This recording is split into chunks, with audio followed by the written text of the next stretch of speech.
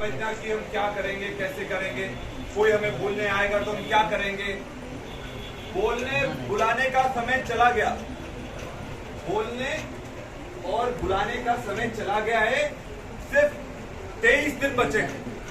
23 दिन अगर ताकत से हमने लड़ाई लड़ी तो ऐतिहासिक जीत, जो हमने 50,000 वोट का टारगेट रखा है जीत का, कि हमें जीत 50,000 वोट से दर्ज करनी है ताकि झाबुआ में एक इतिहास बन सके। और ये बिल्कुल भी ये मत समझना ये आंकड़ा हवा में, ये आंकड़ा इसलिए क्योंकि जनता चाहती है परिवर्तन प्रदेश में। जनता चाहती है कि युवाओं की लड़ाई लड़ने के लिए हम पूरी ताकत से तैयार हो जाएं।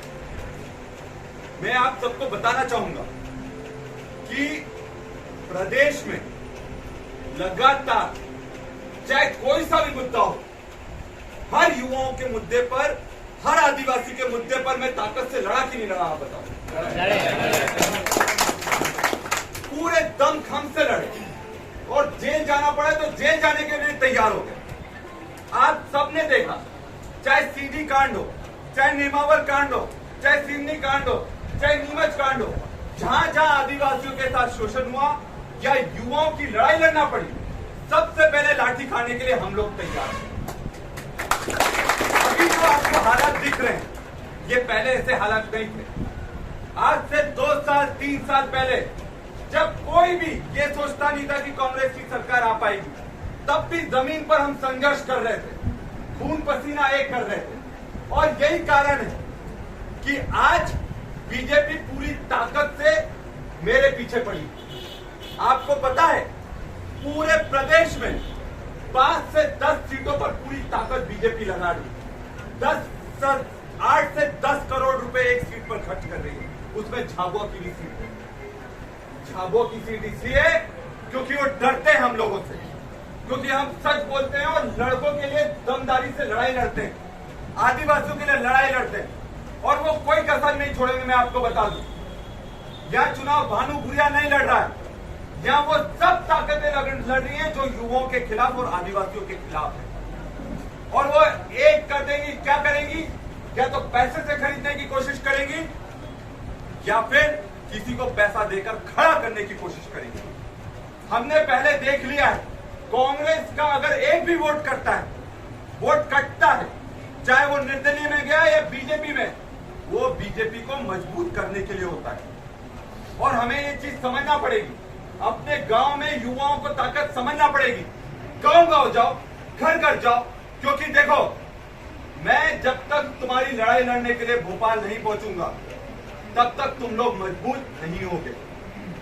ये मैं वादा करता हूं कि विधायक मैं बनूंगा तो यहां पर बैठा हर व्यक्ति विधायक बनेगा, ये मेरा वादा।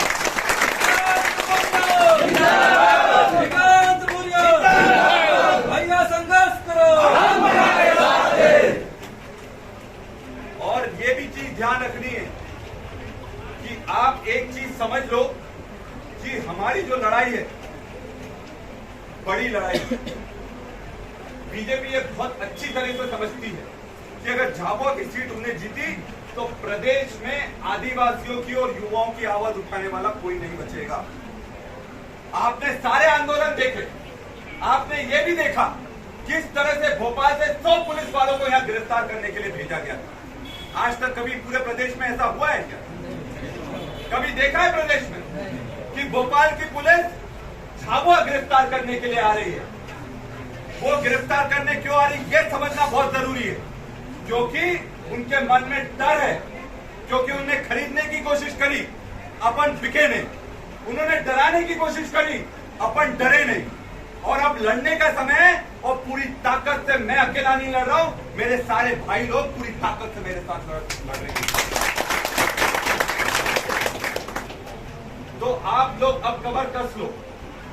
जो जितनी ताकत लगा सकता है, जितने वोट इधर अपनी तरफ ला सकता है, उसको आपको भिड़ जाना है। ये मत सोचो कि कोई मुझे बोलेगा, कोई किसी को बोलेगा। ये किसी को बोलने का चुनाव नहीं है। अगर आप अपने बूथ से पूरे दम से जिताओगे तो आप जब भी मेरे पास आओगे तो ये मेरी जवाबदारी है कि आपका कोई भी काम रुके नहीं, वो मेरी जवाबदारी है।